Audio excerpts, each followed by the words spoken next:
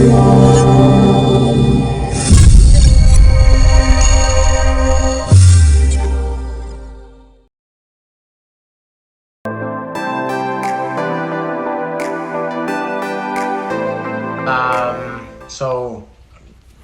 I'm so excited.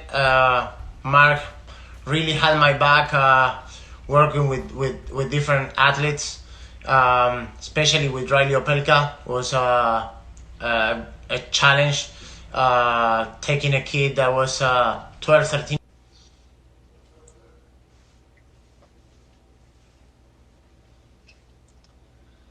I can see Mark. Hey Diego, what's going How are on? you? Good, great to see you. Yeah, it's great to see you, and thank you so much for joining me today. I mean, it's Yeah, of course. you about different things. Obviously, you're really smart, and you cover everything. So I'm gonna ping pong. I have a lot of questions. Um, so the first thing that I want to say, firstly, I'm gonna is thanks. Thanks because so you had my back for many years when we were working together and spending time together at the USTA with all the athletes, especially with Reilly Opelka. I mean, 7 years with Reilly. I mean, obviously he was growing up too fast, too much, and having you kind of oversee that part and helping me on all work related to his body and everything was really good. So besides, I mean, obviously with Tommy and with all the athletes that we work, but I feel that having that support from that special athletes was very helpful for me. Yeah, no, I mean it was a fun journey. We spent a lot of time together, and a lot of good things, a lot of ups and downs, and worked through it all. And that's what good relationships are. As we all know, it takes a lot of people to help these players develop. Yeah, yeah, exactly, and the commitment as well. So Mark, I'm gonna go. So I have a question, and all the questions are for me. I'm gonna be selfish, and I'm gonna try to pick your brains on. I'm gonna go different kind of direction. The first one is about you. One thing. So I'm thinking what is really. I have a lot of interesting topics that I want to ask you, but the first one is about you. How you marry the physiologist, the researcher, the professor, the coach, the speaker, the the whole thing, your institute. How you marry everything, and you are able to do all the stuff that you do. Yeah, no, I mean, I don't think about it so much. I guess sort of do projects I like, and it's sort of one day is here, one day is there, a little bit different, but it's all related to helping athletes or coaches get better. So everything's related to the same areas. How do we use data? How do we use science to help either coaches get better or athletes get better? And that's kind of what I like to do. So sometimes it's speaking, sometimes it's research, sometimes it's coaching, sometimes it's a combination of all of them. And yeah, I never really thought about it like to strategize. Maybe I should have a bit better strategy to it, but it's more about just doing projects you like and try to go on environments that are sort of interesting and challenging. And and that's been the nice part about it. And I've been fortunate because I've worked with a lot of great coaches and great people that allow you to do that. You can't do all that different stuff unless there's people you're working with to help all that stuff happen. Yeah, I will imagine that requires that. That's what I'm saying. I mean, digging deep on that is like, for example, the discipline. How you prepare yourself, how you find the time to prepare yourself for to meet different people, to speak, to coach. How you prepare yourself, how you do with that time. I know that it maybe sounds silly, that question, but I like, for me, because I like to have project, and I like to kind of as well, trying to help people and try to kind of share the information. And that's why that's why I'm asking that question. You know, I mean, I will imagine the discipline, the order, the work ethic. I don't know. I mean, you give me that some tips, some secret there. Yeah, no, I mean, a lot of it is, use your calendar because you do have a lot of different projects. So I use my calendar very, very thoroughly. So I put a lot of things in my calendar, just reminders that pop up. I know if something's due in 2 weeks, in a week's time, I'll set a reminder that something's due in a week to remind me because a lot of the time within a week's worth of stuff, you get a lot more things that pop up that are more urgent. So you start doing those. Then you forget about stuff that's due later. So that's one, useful way to use your calendar effectively. Set your reminders, set your alerts. Every week, usually a couple times a week, I'll go in and look at my calendar for the next few weeks and just remind myself what's coming up and then put reminders back. Just like we periodize athletes training and we work back from, say, a Grand Slam, kind of do the same thing with projects. So we know it's due in 2 months. I'm going to have certain benchmarks that you want to hit to make sure that you're progressing towards finishing that project. So it's the same general concept. And then also, most mornings I do a lot. I know I get up reasonably early and I spend usually a couple hours on stuff that needs to get done before I take calls, before I do anything else in the day. And that usually helps make sure you get the most important stuff done. Because as you know, just with all the stuff that you're doing, stuff comes up later in the day, coaches call, players call, there's projects that you have to finish. And late in the day for me is hard to do anything new. Most of the Yeah. time late in the day is just catching up on whatever needs to be finished. Correct. Okay. Okay, that's great. That's great. Before diving a little bit more about tennis, I don't know. I don't know what. So I can go into the Cavaliers.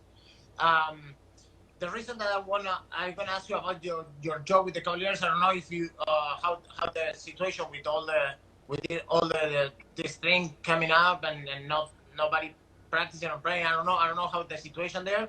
But the reason is because the next question is gonna be the difference between the basketball players, the training, the basketball players, and the tennis player. Yeah, So the no. first question is gonna be, can you tell me a little bit about your job with the Cavaliers?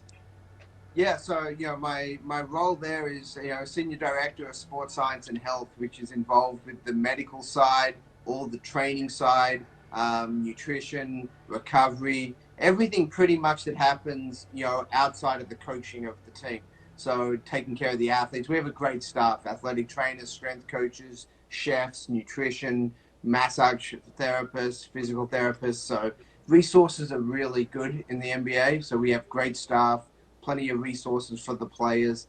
A similar role somewhat to what I had at the USTA, but the resources are a little bit different in the NBA.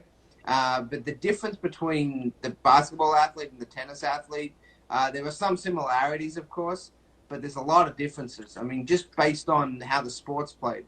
The endurance of a tennis player is significantly higher just because they have to play 3 hours, they have to play day in, day out for a whole week, sometimes 3 or 4 weeks in a row. Basketball players, many of them are in good shape, but they're training differently.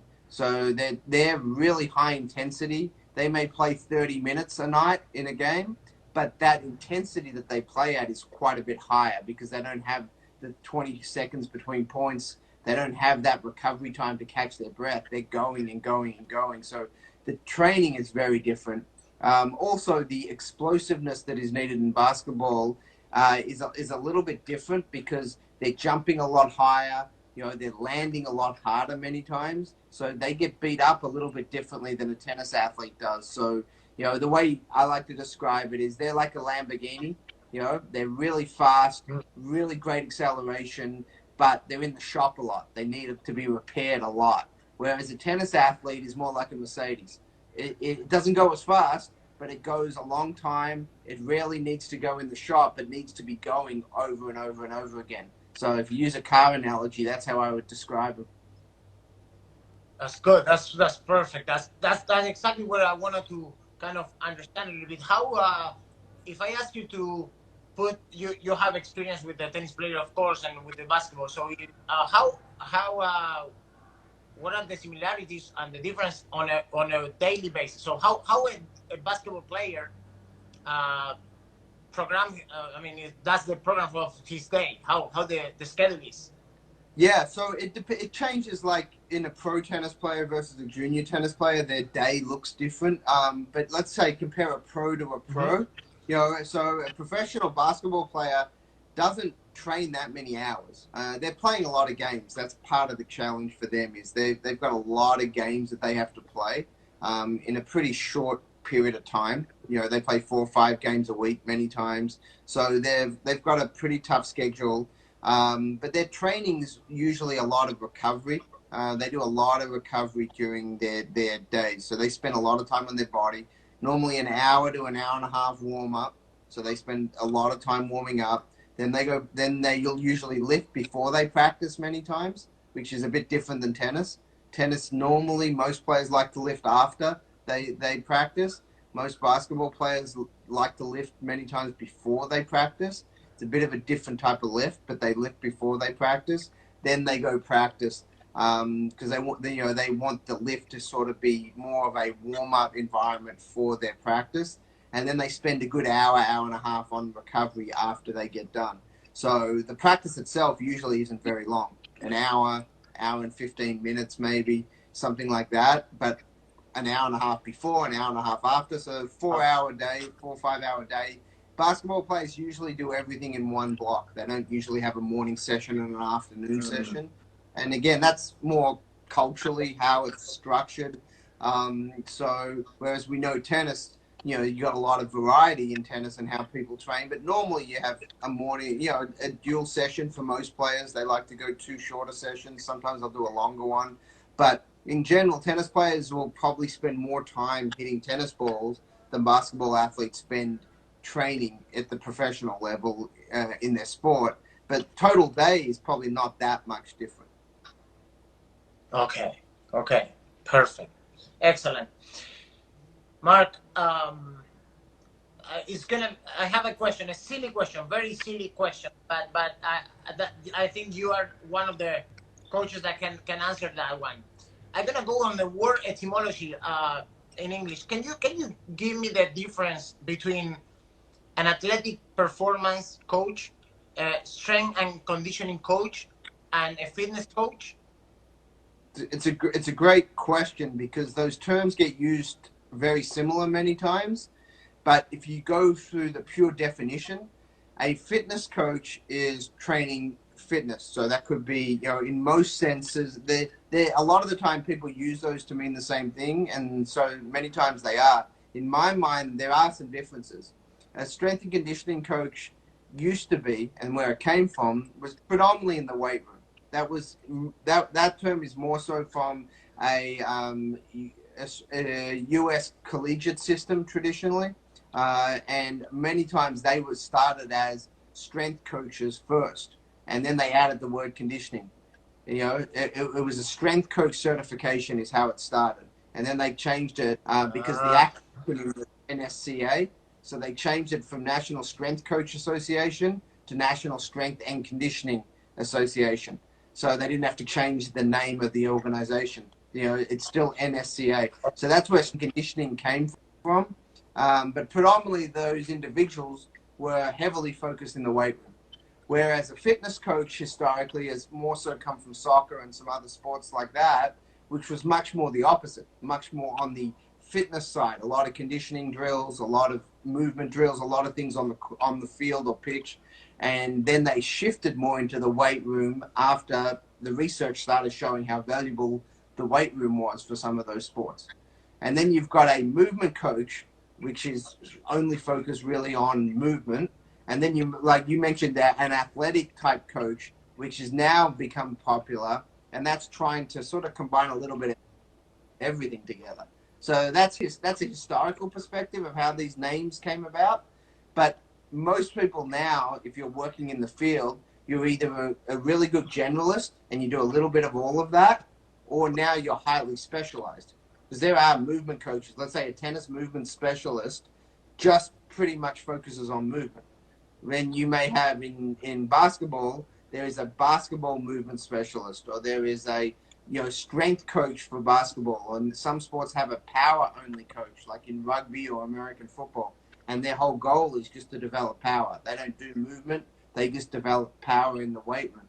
So it's like all in tennis. Sometimes you have a serve coach, or someone who's really good at serves, or someone who's a pro coach, or someone who's a junior development coach. You have different skill sets that you do. So that's a one way to think about those different terms. Oh, perfect. Perfect.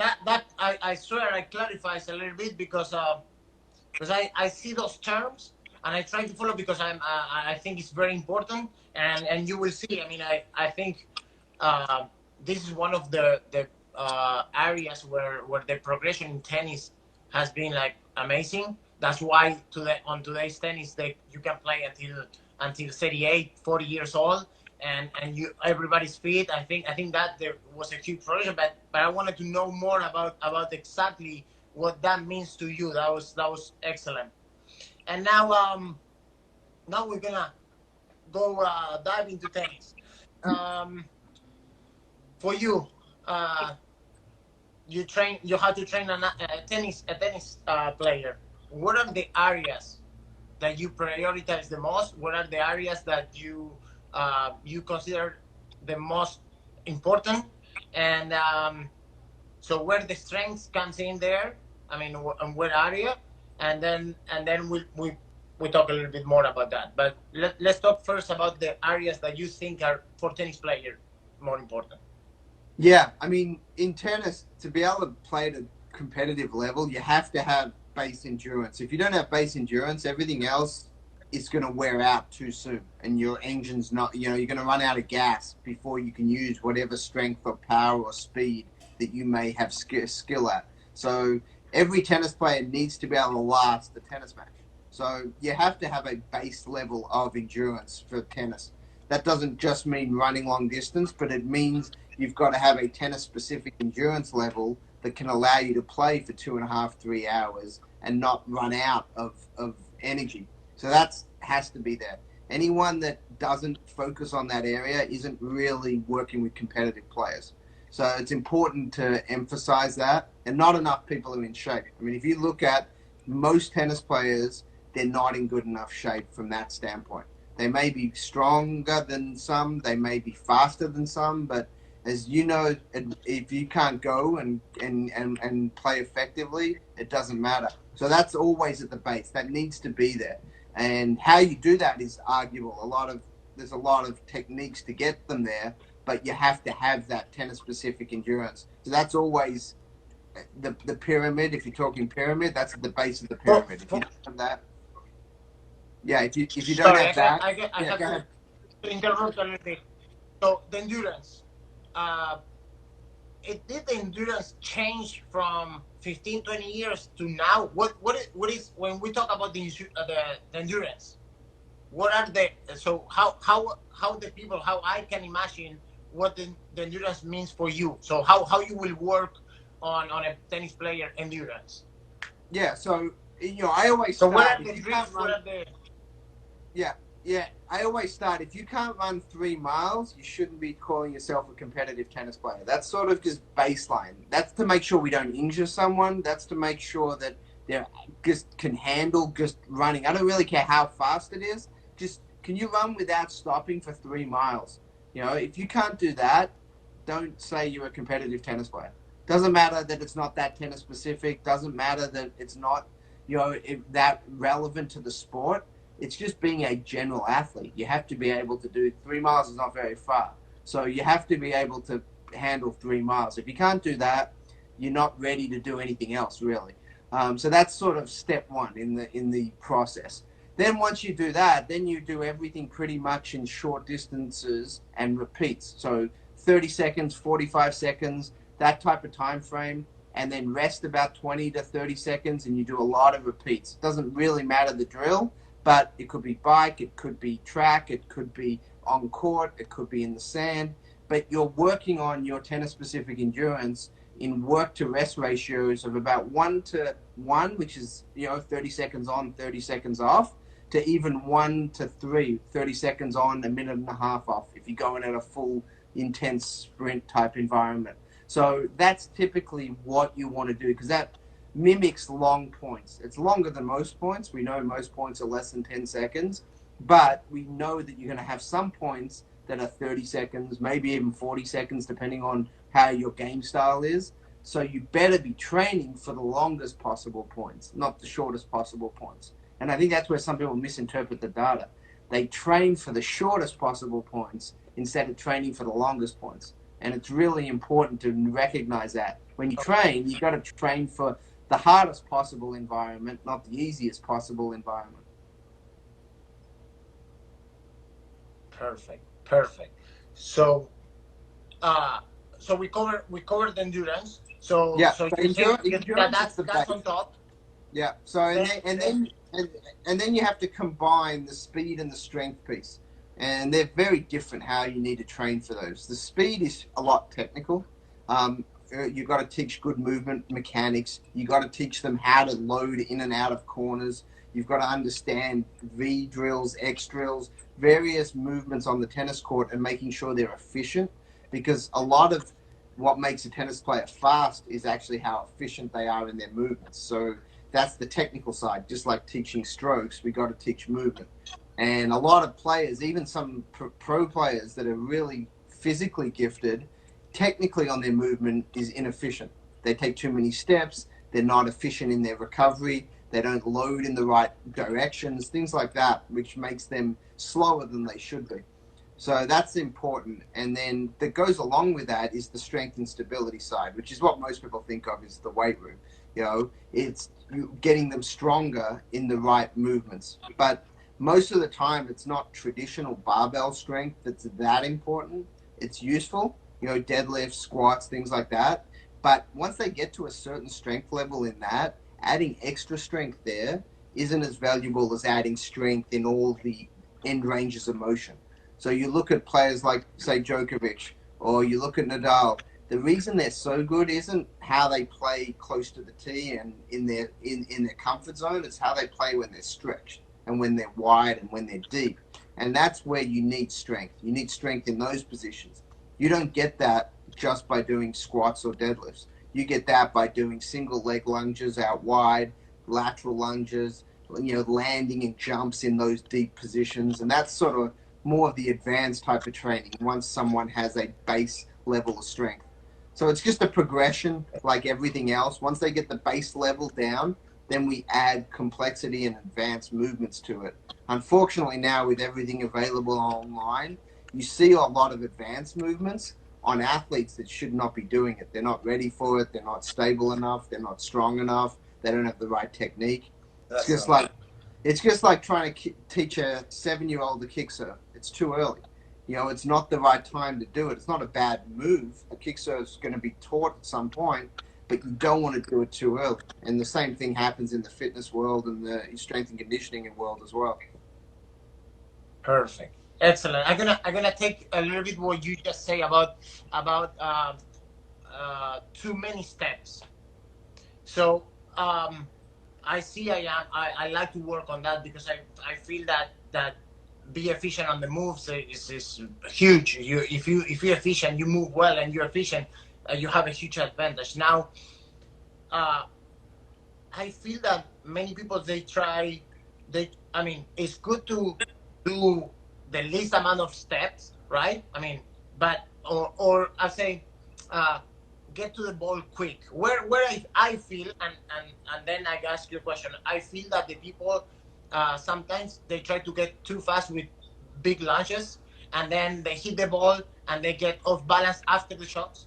So then they try to economize the steps going to the ball, but they waste time on the recovery. um, I see people going with very short steps since they open.